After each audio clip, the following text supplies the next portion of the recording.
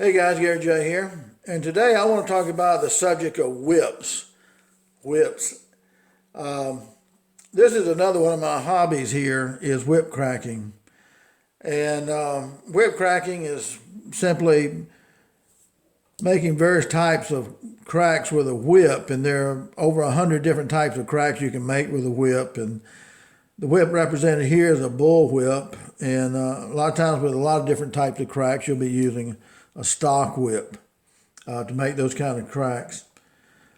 We first look at the history of the whip to a certain extent, and part of the history of the whip is that, one, we don't know when exactly it was first made, but it goes back into the ancient civilizations and cultures. A lot of these civilizations had whips of some sort or another. Even with the pharaohs of Egypt, you can see a pharaoh seated in some of these pictures that he had a staff with a crook at the top of it, which kind of represents, I think, leadership and also peace. And in his other hand, he had a flail, which was a short whip that was used to punish people that went against the law of Pharaoh, the law of the land. And so the whip has been used for millenniums to correct people and punish them for various reasons. And throughout history, too, we see that the whip was used to, one, punish people, two, it was used to help in the herding of various types of animals, whether it be cows and sheep or horses and whatnot. So the whip itself has changed and evolved over the centuries and millenniums for whatever purpose that culture wanted to use it for, kind of like the sword. The sword has been modified many times through various cultures and times to adapt to that particular period of time. In history, we'll find that there are probably about 9 different types of whips throughout history. There can be more than that. And they just kind of varied and adapted. If you want to know more about whips and the history of whips, I recommend a book to you by David W. Morgan. And this is called Whips and Whip Making. David W. Morgan here. Now, David Morgan, his name is iconic with whips because he made whips for the Indiana Jones movies. At least 3 of those movies he made whips for. And he got a lot of recognition. He was a great, awesome whip maker, master whip maker. And back in his time, you probably would not have known much about David Morgan, except for the small circle of whip makers and those who like whips. I think about some of the first movies that I remember ever coming out about whips, and that was like Rush LaRue. And I think he was back in the 40s, and he used a whip. And then later, I think we had Zorro, and Zorro used a whip instead of a gun, and like Rush LaRue.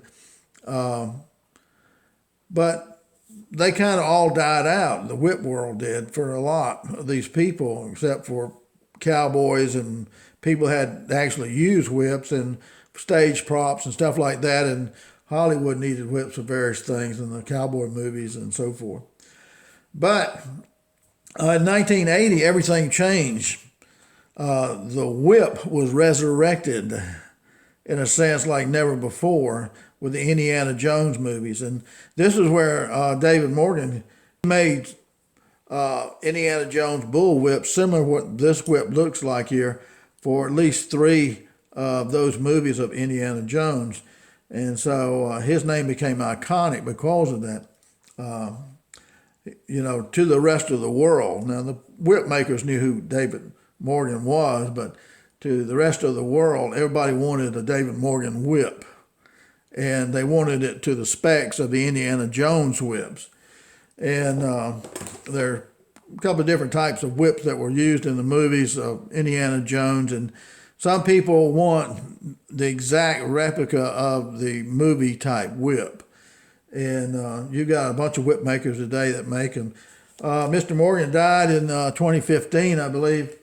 But his book here is about 216 pages or so, and he's got a ton of information in here about all different types of whips, the Mongol whips and so forth too.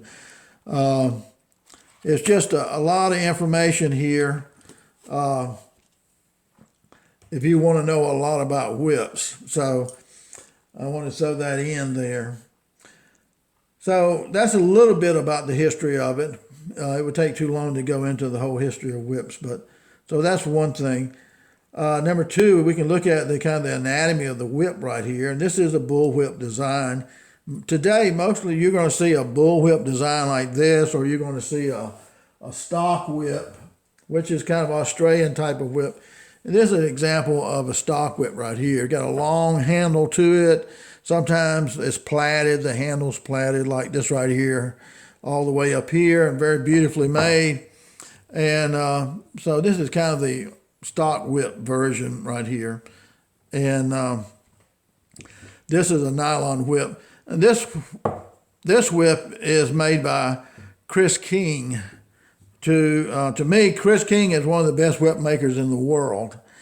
And Krist King also made this whip right here, and this is kangaroo leather. It's a 16 plat, and it's just beautifully made. And we look at kind of the anatomy of these whips right here. This right here is a wrist loop right here. You put your hand in here on the wrist loop.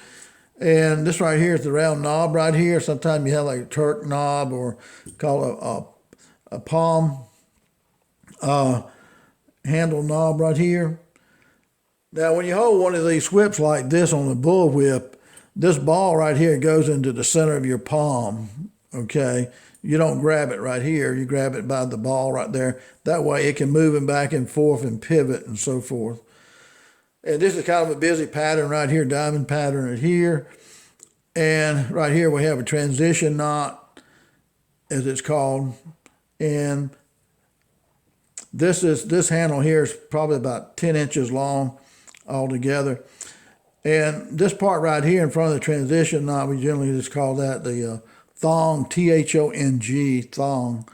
And the thong runs all the way around to the very end, transitions into the fall. And this black part right here is called the fall. Okay, so you can see it's plaited all the way down to here. And then we have our fall, which is attached. And then we have our, this right here is part of the fall right here too, just a little extra. But we have a popper on the very end of that. You could use this right here just as a popper, and this is part of a gutted paracord right here. So there are all kind of poppers you can make that go on these. And so that's kind of the anatomy of the whip there. Now, these whips can have 1, 2, or 3 bellies in them, as we call it. It makes it stiffer up here. I've got one custom-made whip that has, I had them put 3 bellies in it.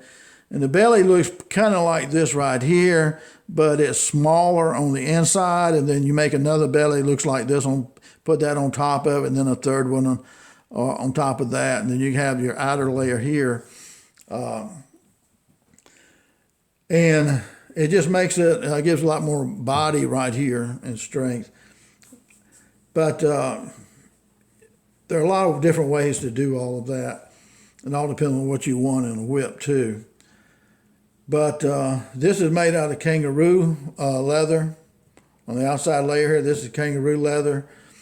And usually with the kangaroo leather, that's more your high-end type whip that you'll find. Kangaroo leather is said to be, for its thickness, the strongest leather in the world. And that's why you would see a whip made of kangaroo leather. It's supposed to be the best leather in the world for its thickness, especially in the whip. So it'd be more of a high-end whip that you see kangaroo leather in. Cow leather works really good too, and the different variations of cow leather that you can use as well. And then there, of course, is the nylon whips like this right here. This is paracord nylon by Krist King. And as I mentioned, Krist King, he's made over 20,000 whips, well over 20,000 whips. So to me, when you have somebody that has made as many whips as Krist King has, I put him in a different category of whip makers, a true master whip maker. And Krist King was a cowboy in Texas and a cowboy down in Florida, and he got into whip making, and he was just really blessed and gifted as a whip maker. You don't really read much or hear much about Krist King. He doesn't really advertise. He doesn't have to advertise because he sells so many whips. And one thing I will say about Krist King too is that he's a gentleman, a very nice fellow. And if you want him to make a whip for you, he likes to talk to you personally on the phone and ask you what you want. And he's that kind of guy. And he is just very talented in his abilities. And the price of Krist King's whip for somebody who has the experience that he does and has been doing it for decades, his prices are at least 1/3 cheaper than most of the whip makers that I have seen, who have a lot less years of, practice as he has. And so he's really cheaper than most anybody I've seen to make the high quality whips that he does, and especially with the nylon versions of his whips. And I've got several of his whips, all different types, but with the nylon version, just beautiful work right here. And I mean, it's tight as a banjo string, his plaiting and so forth. So he's a person to keep in mind. So we talked a little bit about the history of the whip, a little bit about the anatomy of the whip, a little bit about David Morgan in this book right here, which would teach you about everything you want to know about whips right here. And if you decide to get more into whips, this right here is a pretty good book right here by Ron Edwards on how to make whips. And we're lucky today that we have a time period where we can go and look on YouTube and get a lot of ideas. And sometimes these pictures right here can be very helpful on making whips too. So we talked about Krist King a little bit. Now, one may ask, well, what's the difference between the nylon whips and the leather whips? Is there an advantage to that? And yes, there's a big advantage to having a nylon whip in today's time. And where did the nylon whip come from? Well, nylon whips, I believe, started down in Florida, my understanding. And I'll show you right here is another nylon whip right here. And this is one of my favorite whips right here. This is an 8-foot bull whip nylon, and this is a cheap whip. This is a 12 plait whip, and it's plaited really well, but I bought it for like $65 brand new off of eBay, and the guy back then was selling a lot of whips, and he had a lot of experience, but the difference between nylon and leather has weight to it. It's more beautiful to me for the most part with leather whips, especially kangaroo leather. And this is a two-tone color right here on this kangaroo leather. And one thing too with Krist King right here, this was a special whip that he made. He's got a piece of silver in here, like a silver coin or something. And he's got his name inscribed right here, Krist King. That's kind of nice to have that on there too. But the big difference between nylon whips and leather whips, nylon whips are made of paracord, and paracord is very tough nylon. And whereas the whip, the number one enemy of a whip, leather of any type, is going to be moisture. Rain, sleet, snow, hail. That's the problem with leather. And if you got it in the brush with a bunch of briars and thorns and things of that nature, you can scratch up the leather and stuff like that. Well, in Florida, the Florida crackers, that's what you call a Florida cowboy. They don't like to be called cowboys in Florida. They're called Florida crackers, and that's not an offensive name to them at all. One thing about Florida, just a little trivia for you. When we think about Texas, we think about cows and we think about cowboys. Actually, cows and the cowboy originated in Florida first. That's where all the cows came in first, in Florida, and they were migrated to Texas, and they came in by ship in Texas too, but it originally started all in Florida. Okay, and again, Florida cow people like to be called a Florida cracker, not a Florida cowboy. Okay, you got the Texas cowboy and the Florida cracker. A little trivia there. But anyway, they were using leather whips. And, down in Florida, you got marshes, you got wet places, you got moisture, you got humidity. It's terrible. The cows run kind of free into all these thickets and with thorns and everything else in there. And they were just tearing up these whips, these leather whips. Somebody got the bright idea, well, why don't we make a nylon whip? Paracord would come out. And so somebody decided to do that, and they made a nylon paracord whip. And, these whips, the paracord, the guts of the paracord, the white part's pulled out. And so they made these whips. And the moisture and the marshes and the wetness and the climate down there does not seem to bother this. Rain, sleet, snow, hail does not seem to bother nylon very much at all, but it does leather. So depending on your environment, this is the way to go with nylon if you want something that's fairly indestructible. So like if it's pouring down rain outside, I can take this whip out there and play in the rain. It's not going to really hurt it. I would just take a dry rag and wipe it off real good.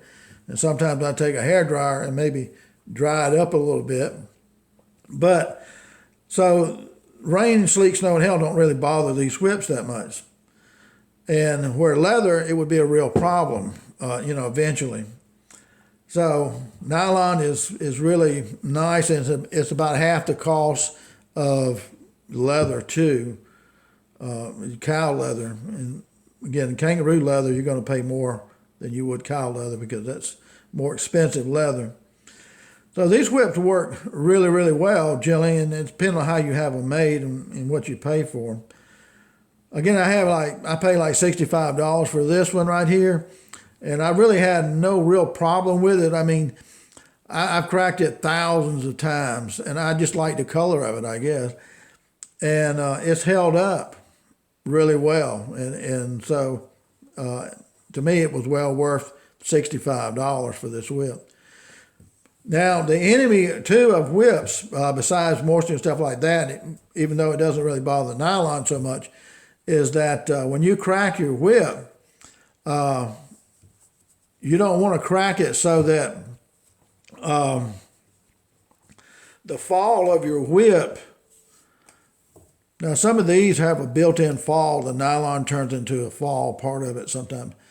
And you can have a long piece right here, like this right here is the part of the cracker right here. This right here is a new one I put on here, and that will just blow out like a tassel after you pop it a few times.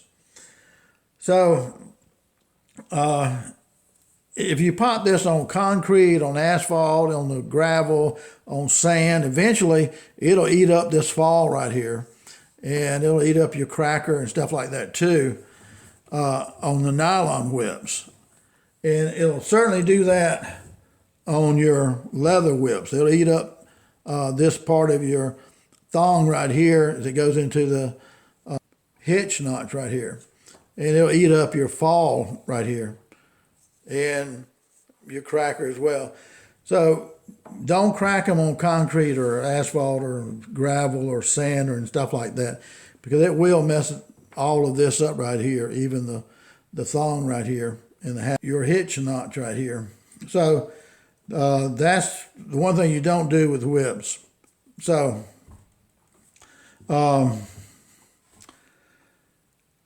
if you're going to have a leather whip, you're going to need to take care of a leather whip and keep it kind of waterproof. And if you're going to keep it waterproof, one of the best things to use to treat this leather is going to be a leather dressing. Now, what I use is Picard. And Picard leather dressing has been around since 1902, right here. And it looks kind of like Vaseline here, but it's got wax in it, like beeswax, I suppose. And what you do, don't use Vaseline on your whip. There are some people make their own type of waxes to coat their whips. Some people buy other stuff, but Picard's got a really great reputation. But anytime you use your whip, you want to take and rub this leather dressing into the leather real good right here. And you really want to make sure you get your hitch knots right here really saturated with that, and especially the fall. You see this fall right here is just so rubbery. That's leather because it's really been saturated. Because it'll dry out if you don't do that, and once it dries out, it will it'll break, and you have to replace your fall. And then right here, your cracker, you don't need to do anything with that because that's paracord. So if you're using the wax on here, you don't want to put too much on this right here, very little. And you don't want too much, maybe just a tad on your knob right here, okay? Because if you put too much on there, then it's going to be too slippery to hold on to. So that's one thing to take in consideration. You definitely want to do your wrist, the band right here. So that's how you're basically going to take care of this right here. And with your nylon whips, you're just going to, if they get wet and everything, just dry them off with a dry rag. And again, a lot of times, what I would do is take my hair dryer and dry them a little bit too if they got really, really wet. So nylon's not difficult at all to keep up. Another thing too, if you're going to play with whips, for any extended time, is I have extra falls right here, leather falls right here for leather whips and stuff like that. And this white bands right here, this is basically different popper material right here that you can use for a popper or for a fall too, especially on nylon whips. I use that as a fall for nylon whips and also for a popper too, a lot of times. So have some extra stuff like that, but eventually your fall is going to break, especially on your leather eventually. It all depends on how often you crack them, I guess. But another thing that I do too is I got this little box right here that I put together, and this little box, I've got a pair of scissors tied to it as well. And these scissors will cut a penny in half. They'll cut anything. So right here, I made these poppers, and they're different sizes and different lengths, different thicknesses, and all of that is a popper. And there's about 20 of them here that I made. So this is kind of like a little awl right here with a sharp point on it. And you get knots. A lot of times you'll get knots into your paracord fall, your paracord popper. And you can use this right here to take these knots out. It's helpful for that. And also on your hitch knot here, sometimes you may need that if you're changing out a fall on your leather or especially on your nylon whips on the hitch knots there. So this right here works really well too. And a little ruler right here that comes in handy. And I've got a pair of hemostats here. And I have a pair of scissors like that too. And if you're dealing with nylon whips, you're going to need a cigarette lighter to burn the ends of it. Yeah, definitely going to need a knife here. That's an old timer. And you're going to need a pair of pliers too when you're playing with whips. So those are some of the things that you're going to need if you're going to be whip cracking a good bit, because you're going to have some failures in the fall generally or something like that. And so I'm trying to think, that's trying not to make this too long a video right here. There are over 100 different cracks that you can do with a whip, and most of the time, most of your cracks are going to be done with a stock whip. Most of the time, the stock whip is better adapted to doing a lot of these really difficult cracks, more so than the bull whip. There's a number of them you can do with a bull whip, but the stock whip is usually what you use, especially for those who do some of these exhibitions and two-handed whip cracking routines and things like that. If you want to get into whip cracking, too, look up Adam Winrich. Adam Winrich. Adam Winrich is broken like 23 World Guinness Book titles and with a whip. And to me, Adam Winrich is probably the greatest whip master of swinging a whip and accuracy of a whip that's ever lived. He watched Indiana Jones when he was a kid, and that sparked him to get into whips. And he's made whips, but his talent and ability to do all kinds of really difficult routines and exhibitions with whips is amazing. I think he's the best the world's ever had, Adam Winrich. He has a number of YouTube videos, and some of those are beginner videos that show you, how to crack a whip and all this. And if you're going to learn from somebody, he's definitely the guy you kind of want to learn from, because he is a master of masters with the whip. He is just truly amazing.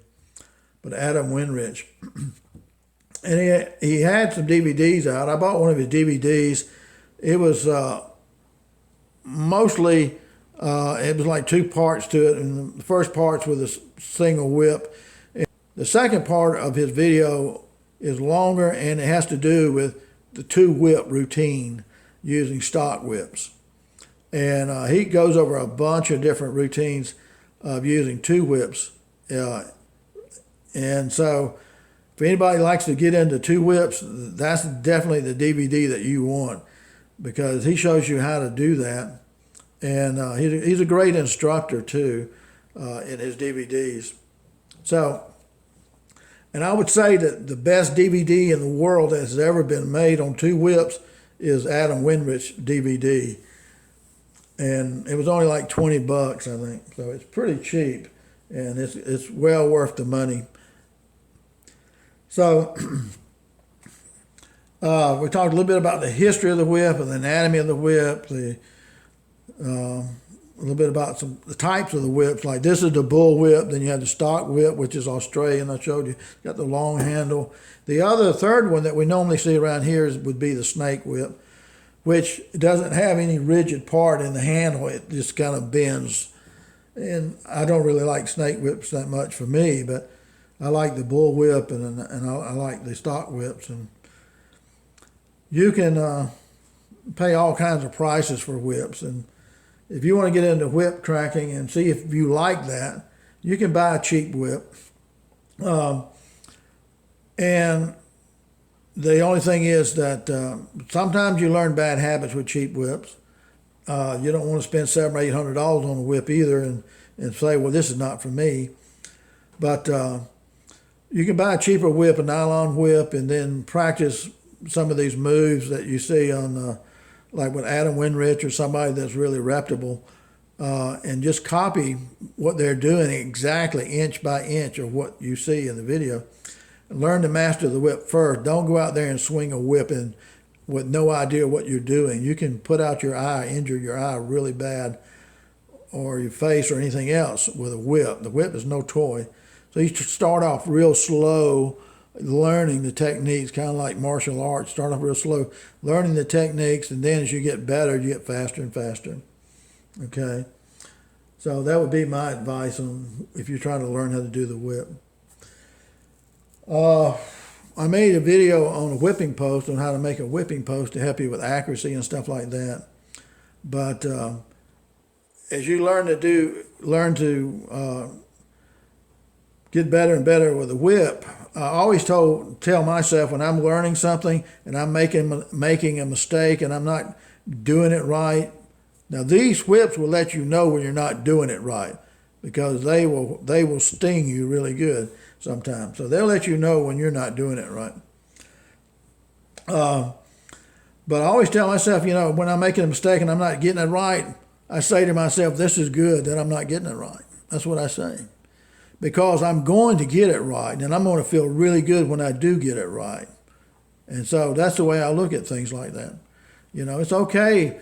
Can't get it done. I can't do it today. I can't do it tomorrow. I'm going to get it right. And when I do, it's just going to click. And that's the way it works with most people. It's going to click. If you practice enough, you'll get it down. You'll get it right. And so you feel real good. You accomplish that. And then you go to the next crack and stuff like that. So whips are, to me, a lot of fun. Now, one thing I want to talk about, one of the things that really interests people about whips is the popping sound that you get from a whip. Where does the popping sound come from a whip, and what is that? Well, when you hear a whip, now this whip right here with an overhead crack, you can make it sound like a 45 pistol going off, really loud. And depending on where you're at, if you're in an open field, you're going to have one sound there that's with a whip that's not going to be quite as loud, or sometimes it can echo real well. If you're close to the tree line, you're going to get a different sound, maybe a little louder than being out in the field. If you're beside a big building or something like that and you pop a whip, the sound's going to bounce back and it's going to be really loud. And so that's why you hear different sounds of whips. If you pop one in front of you, it may sound different than when you pop it behind you or to the right or left of you. So, well, when you roll out your whip and you hear that loud noise like a pistol going off, that's breaking the sound barrier. That's breaking the sound barrier. In order to break the sound barrier, you have to travel 767.269 miles per hour. 767.269 miles per hour is the speed of sound. So you go basically 768 miles per hour, you would have broken the sound barrier, and that's a small sonic boom that comes from the whip. Now, with a small sonic boom coming from the whip, it all depends on how big your popper is or small your popper is. It depends on how hard you are swinging the whip, the loudness, and where you're at when you do that. You can make poppers that make your whip sound louder or quieter. And the thing about this sonic boom, I think about the first sonic booms that I think humans may have heard, to begin with, and that's when you hear thunder, you see lightning flash, and you hear the thunder. That's a sonic boom. Okay, lightning comes down from the clouds to the earth and then goes back up, kind of the way that it came. But when it goes back up, it reaches supersonic speed and breaks the sound barrier, and then you hear the thunder class. Okay. So that's one of the first sonic booms that human beings ever heard. The second sonic boom I think humans ever heard was probably when the whip of a longer nature, the original, I think they were short whips, but the longer whips with the crackers on them, or poppers, that was the second sonic boom that they heard. And then we know like Chuck Yeager broke the sound barrier in a specialized plane. I've seen that plane in Washington, D.C., at the Smithsonian. So when you break the sound barrier, there is a sound that comes from that. When you shoot a pistol, that pistol, a lot of these cartridges shoot the bullet fast enough that it breaks the sound barrier, and that's why you hear that loud noise, that report, because of that. But pistols and cartridges didn't come out till way, way late. Whips were way back there, so the whips was the first thing that we know of, I think, that broke the sound barrier. And so that's the thing that's always mesmerized people. Another thing with whips today, you know, with cowboys and people like that and people who herd animals, whips were used not to hit the animal. You didn't hit the animal with the whip. You would pop the whip close to the animal's head. This is called a bull whip. Okay, and the reason it's called a bull whip because it steers the bull. If the bull is in front of you and you want the bull to go to the right, you pop the whip to the left of his head. Okay, they don't like loud noises, so he goes to the right, and the other cows follow him, and that's kind of how that works. And with big herds, you see in the cowboy days on movies, these big herds with thousands of cows and so forth. If there's mountains in the background over here, you can do like the overhead crack and pop it to, say, this direction here where there are mountains, and it can echo off those mountains and come back to part of the herd that's way over here away from you, and that noise can scare them to move them. So people use mountains and stuff like that and to help them herd, you know, in a special situation to do. You have to be in a special situation to do that. But they did that too. So animals, whether it's horses or cows or sheep, are very expensive animals, and so you don't want to hit one of those and cut one, you know, or injure one or put out their eye or something like that, you know. So they always popped away from their head, you know, so far because they didn't like the noise, and that's how they steered the horses and cows and sheep and other animals and so forth. Okay, so you never hit the animals with it. You just kind of scare them the direction you want them to go. So I think a lot of people think, well, whips, people beat the cows with it, but that's not the way that worked. Okay, so we talked about breaking the sound barrier and the pop of these whips right here, and why that's very interesting to me anyway, to have something that can actually break the sound barrier.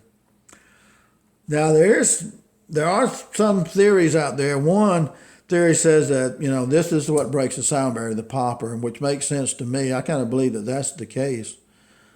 That this, when you throw the whip out, this goes so fast and it has to come around like this right here. And when it's coming around, generally some say like if it's like, when it's like here, like 2 o'clock position, comes around to 1 o'clock, 12 to 11 and so forth, somewhere in here that it breaks the sound barriers that comes around when it goes all the way out, you know.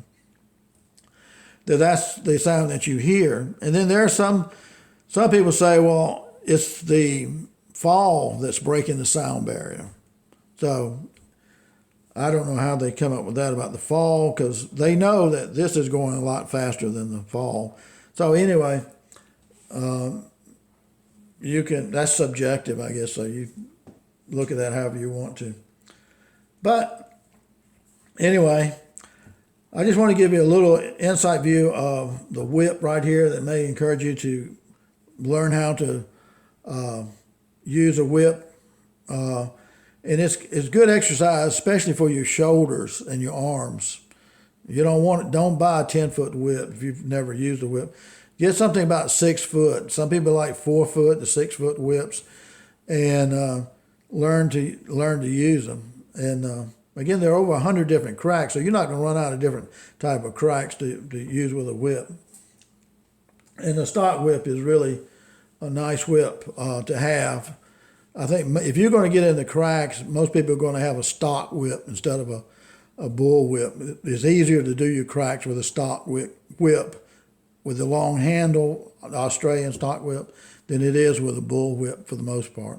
And you can do more cracks and have more control, generally speaking. So I hope they just give you some insight about the whip, and maybe you might think about trying that out. It's not as difficult as you think, but it will let you know when you mess up bad, okay? That's why I say if you're going to play the whip, just mirror and imitate someone who's really good at showing you cracks, like Adam Winrich. And there are a few other people on YouTube that are really good at whip cracking. And one day you might use 2 whips, but for the most part, if you're just starting out, just start with a regular whip, whether it's a bull whip or a stock whip. But if you really want to get into it, stock whip's the way to go if you want to do a lot of different cracks. All right, thanks for watching, guys. Hope you have a great and wonderful day. Gary J.